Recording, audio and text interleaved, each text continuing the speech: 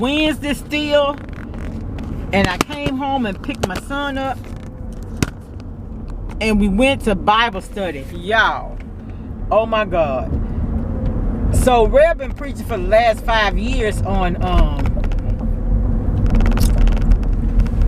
Revelation. But he said that today he wanted to preach about coronavirus. But what he said was God is emptying the stadiums